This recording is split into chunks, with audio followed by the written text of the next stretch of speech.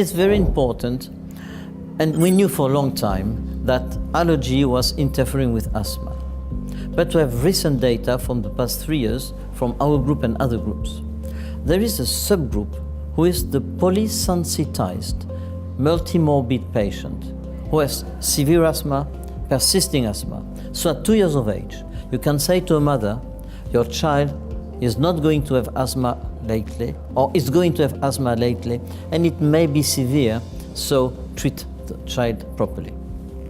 Self-management is critical. It is the most important thing we need in asthma and rhinitis. And you can only do it with appropriate ways, and an app is going to help a lot on self-management. But if we are not working on self-management, we are not going to have the patient really treated. The doctor writes a prescription. The patient may go or may not go to the pharmacy, may take the treatment, and very often takes the treatment only when the patient is not well. So we need a system to interact between the patient and the doctor to help the patient to be very effective and to have very effective treatment.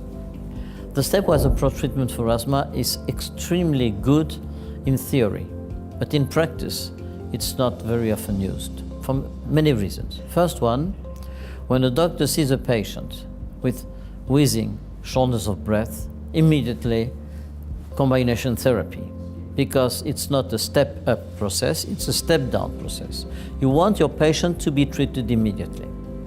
Second, the patient stops the treatment when the patient is well. So it's not a step-up approach, it's a booster approach after that. So step-up and step-down approaches are for books. Well, the ARIA 2016 position paper has been done on the most rigorous method of grade. So, in theory, this is the best possible.